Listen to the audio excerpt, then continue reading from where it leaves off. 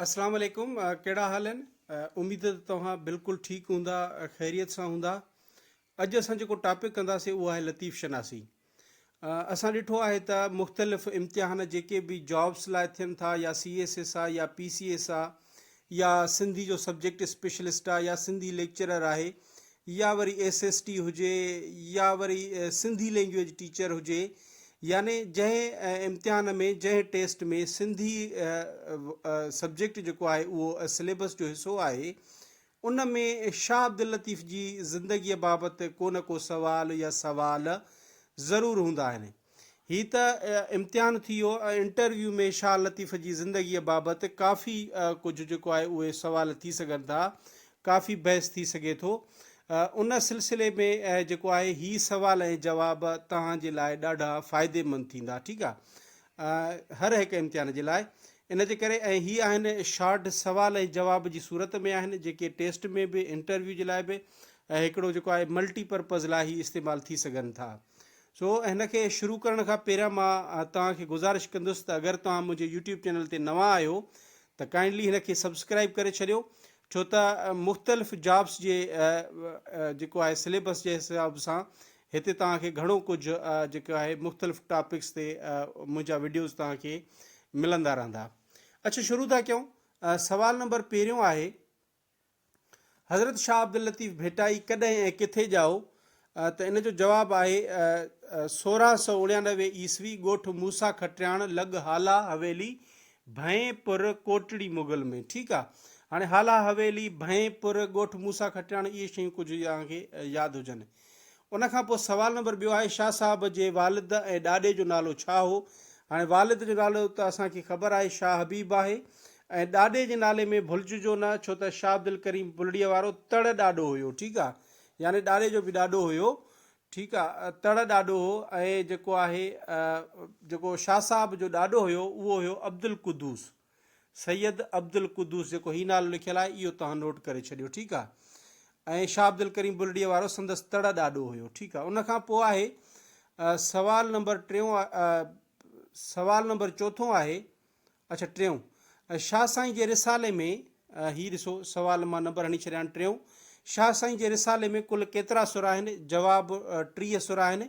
हूअं त 36 सुर ताईं बि असांखे पतो पियो आहे, 38 सुरनि ताईं बि ख़बर पई आहे। मुख़्तलिफ़ जेको आहे लेखकनि शाइरनि उहे शाह साहब जा एतिरा सुर पंहिंजे रिसालनि में लिखिया आहिनि, पर जेको सभिनी जो मुतफ़िक़ राय आहे उहा आहे 30 सुर। ठीकु आहे, सवाल नंबर चोथों आहे। हाणे चोथे खे ॾिसो, सवाल नंबर चोथों, शाह साहब जो मुक़बरो कंहिं ठाहियो ऐं कंहिं ठारायो? त शाह साहब जो जेको मुक़बरो ठाहियो उनजो जेको राज़ो हुयो उहो उनजो नालो हो ईदन राज़ो। ठीकु आहे, ऐं मियां ग़ुलाम शाह कलोड़े ठारायो हुयो। ठीकु आहे, सवाल नंबर 5, शाह साईं जे रिसाले लाइ कहिड़ियूं लुग़तूं लिखियल आहिनि? हाणे ही जेके डिक्शनरी आहिनि, छो त शाह अब्दुल लतीफ़ जी शाइरी पाण पढ़ंदासीं त थोरी पढ़ण में ॾुखी बि आहे, उन जे लाइ जेका इहे डिक्शनरी ख़ासि ठाहियूं वयूं। उन में शाह साईं जे रिसाले लाइ पहिरीं जेका लुग़त हुई उनजो नालो हुयो ग़रीबुल लुग़ात। ही ग़रीबुल लुग़ात जेका भेरूमल महरचंद आडवाणी लिखी, ऐं ॿी जेका लिखी वई डिक्शनरी शाह साहब जी शाइरी ते उहा हुई मिर्ज़ा कलीच बेग लिखी, जंहिंजो नालो आहे लुग़ात लतीफ़ी। हाणे हिते मां ॿई नाला हिते मथे लिखी छॾिया आहिनि, ग़रीबुल लुग़ात भेरूमल महरचंद आडवाणी ऐं लुग़ात लतीफ़ी जेको आहे उहा लुग़त मिर्ज़ा कलीच बेग लिखी। ठीकु आहे, उनखां पोइ अचूं था सवाल नंबर 6 ते, शाह जे रिसाले जो पहिरियों नुस्ख़ो कंहिं ऐं कॾहिं ऐं किथां छपिरायो? त इन जो जवाबु आहे, शाह साईं जे रिसाले जो पहिरियों नुस्ख़ो छापो, यानी कि पहिरियों छापो डॉक्टर अर्नेस्ट ट्रम्प जेको आहे उन छपिरायो 1866 में जर्मनी मां। ठीकु आहे, जर्मनी शहर मां 1866 में डॉक्टर अर्नेस्ट ट्रम्प जेको आहे उहो छपिरायो हुयो। उनखां पोइ आहे सवाल नंबर 7 आहे, शाह साईं जे कलाम ते कहिड़ियुनि जर्मन औरतुनि कमु कयो?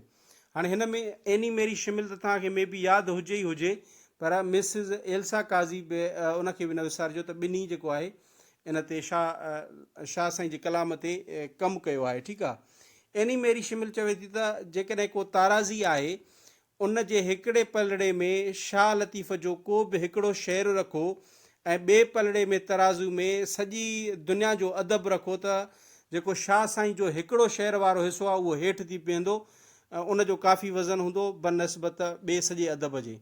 इहे एनीमेरी शिमिल जा लफ़्ज़ हुया। ठीकु आहे। सवाल नंबर 8 आहे भिटशा ते शाह साईं जे रिसाले जो कहिड़ो कलमी नुस्ख़ो रखियलु आहे। हाणे हिते ॾिसो कलमी नुस्ख़ो यानी कि हिकिड़ा त हाणे जेके प्रिंट थी था अचनि मशीन उनखे छापे थी, ॿिया हूंदा आहिनि कलमी जेके आहे कलम सां पेन सां हथ सां लिखिया विया। कुझु शाह साईं जा अहिड़ा रिसाला बि आहिनि जेके कलम सां उन दौर में लिखियल हुया। त उन्हनि मां जेको भिटशा जे मज़ार ते उते रोज़े ते रखियलु आहे उहो गंज शरीफ़ जो वारो जेको आहे कलमी नुस्ख़ो सॾिबो आहे, गंज शरीफ़। ठीकु आहे। सवाल नंबर 9 आहे मीर अली शेर काने लतीफ़ साईं जो ज़िक्र कहिड़े किताब में कयो आहे। त हाणे इन जो जवाबु आहे, सवाल नंबर 9 जो जवाबु तोहफ़तुल कराम में शाह साईं जो ज़िक्र कयो आहे। सवाल नंबर 9 आहे शाह साहिबु लंवारी कंहिंसां मिलणु वियो ऐं कहिड़ो बैत चयो हुआईं। जेको आहे शाह साहिबु ख़्वाजा मोहम्मद ज़मान सां मिलणु वियो हुयो ऐं जेको आहे हेठियों बैत जॾहिं हिन हिक ॿिए खे ॾिठो त जेको आहे न इहो हेठियों बैत शाह साहिबु उते चयो हुयो। मूसी ॾिठा माए जनी ॾिठो पिरीअ खे तनी संदी ॻाल्हिड़ी करे न सघां आव।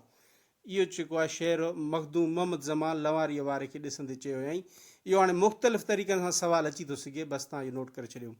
सवाल नंबर 11 आहे शाह साईं ठटे कहिड़े आलिम अदीब सां मिलणु वेंदो हो। त इन जो जवाबु आहे मखदूम मोहम्मद मुइन उर्फ़ मियां ठारे सां। सवाल नंबर 12 आहे रिसाला अवेसा कंहिं लिखियो ऐं कंहिंजे चवण ते लिखियो। त इन जो जवाबु आहे मखदूम मोहम्मद मुइन ठटवी हज़रत शाह अब्दुल लतीफ़ जे चवण ते लिखियो। यानी हीअ जेको रिसालो हुयो इहो मखदूम मोहम्मद मुइन ठटवी लिखियो हुयो शाह लतीफ़ जे चवण ते। सवाल नंबर 13 आहे डॉक्टर गुरबख्शाणी शाह जो रिसालो घणनि जुल्दनि में लिखियो। 3 जुल्दनि में लिखियो डॉक्टर गुरबख्शाणी ऐं इन में जेके टोटल सुर हुआ उहे 18 सुर हुआ। ठीकु आहे। उनखां पोइ सवाल नंबर 14 आहे मुक़दमा लतीफ़ी कंहिंजो लिखियलु आहे। जवाबु मुक़दमा लतीफ़ी डॉक्टर होतचंद मोलचंद गुरबख्शाणी जो लिखियलु आहे। ठीकु आहे।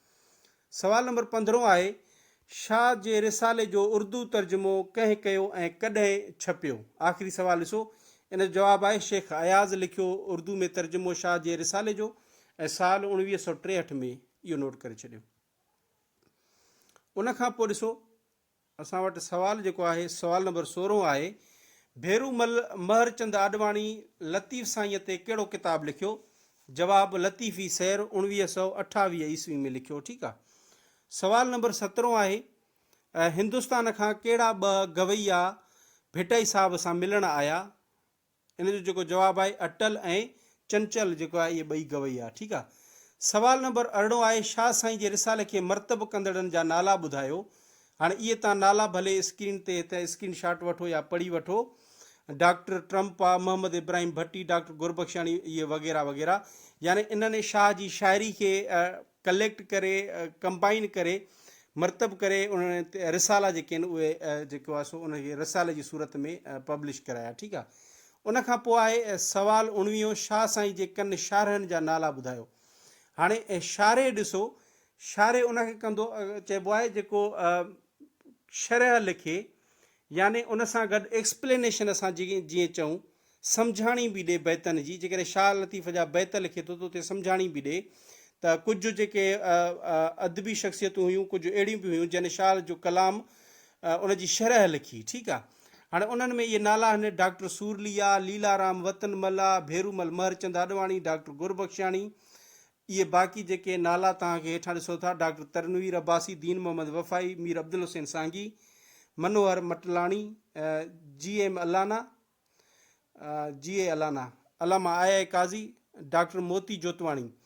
अच्छा हीअ ॾिसो जेको मुंहिंजो पेन सां लिखियलु आहे शाह लतीफ़ जो शारह कंहिंखे चयो वेंदो आहे। जेकॾहिं सुवालु अचे शाह लतीफ़ जो शारह डॉक्टर गुरबख्शाणी खे अक्सर चयो वेंदो आहे त शाह लतीफ़ जो शारह आहे। जंहिं जेको आहे शरह लिखी रूह रिहाण ऐं मुक़दमा लतीफ़ी। हीअ ॾिसो। ठीकु आहे। ऐं जेको आहे मेमन अब्दुल मजीद सिंधी सुर सारंग जी शरह लिखी, यानी उनजी एक्सप्लेनेशन बि लिखी हूंदी। ठीकु आहे। रसूल बख़्श ॾेरे सुर यमन कल्याण थी शरह लिखी आहे। ठीकु आहे। हेवीअ थी आहे। सवाल नंबर 21 आहे शाह साहिब जी लिख पढ़ जो कमु केरु कंदो हो। जवाबु मेवन हाशिम रेहान पोटो या मोहम्मद रहीम फ़क़ीर। हीउ ॾिसो, ठीकु आहे। सवाल number 22 Shah Abdul Latif life and work कंहिंजो लिखियलु आहे? इहो जवाबु आहे डॉक्टर जोतवाणी जो दहली मां शाया कयल आहे। डॉक्टर जोतवाणी लिखियो ऐं इहो दहली मां शाया थियो हुयो। सवाल नंबर 23 ॾिसो, डॉक्टर जोतवाणी जो भेटाई साहब ते हिंदी में कहिड़ो किताबु लिखियलु आहे? हाणे इहो अहम अथव। सवाल नंबर 23 ॾिसो, हीउ जेको आहे इन जो जवाबु आहे शाह अब्दुल लतीफ़ का काविया। इहो जेको आहे हिंदी में किताबु हुयो जेको दिल्ली यूनिवर्सिटी वारनि छपरायो हुयो, इहो डॉक्टर जोतवाणी साहब जेको आहे उहो लिखियो हुयो, ठीकु आहे। सवाल नंबर 24 आहे शाह साहब कहिड़ो लिबास पाईंदो हो? जवाबु गेड़ू, रती, कफनी ऐं सफ़ेद रंग जी टोपी ऐं कॾहिं कारो लिबास। सवाल नंबर 25 ॾिसो, भेटाई साहब जी वफ़ात ते तारीख़ लिखंदड़ कहिड़ो शाइर हो जेका तारीख़ संदर मज़ार जे कुतबे ते लिखियलु आहे? हाणे कुतबो यानी कि हिकिड़ो पथर हुजे, ठीकु आहे, पथर आहे, उन ते उकिरियल अखरनि में कुझु लिखियलु हूंदो आहे न, त उनखे चइबो आहे कुतबो, ठीकु आहे, उनखे कुतबो चइबो आहे, उकिरियल अखर पथर ते लिखियलु। हाणे भेटाई साहब जे रोज़े ते संदसि इहा तारीख़ लिखियलु आहे यानी कुतबे ते। सवालु आहे त उहो कहिड़े शाइर लिखी? त इन जो जवाबु आहे मोहम्मद पनाह रिजा इन लिखी। 25 सवाल अॼु जे लाइ काफ़ी आहिनि, इन्हनि खे नोट कयो, पंहिंजे रजिस्टर ते बि नोट कयो, स्क्रीनशॉट वठी छॾियो। वीडियो ॾिसण जे लाइ तव्हांजी वॾी महिरबानी। नेक्स्ट पार्ट में हिन जा असां जल्द खां जल्द जेको आहे उहे डेली बुनियाद ते शेयर कंदा रहंदासीं। Thank U. अल्लाह हाफ़िज़।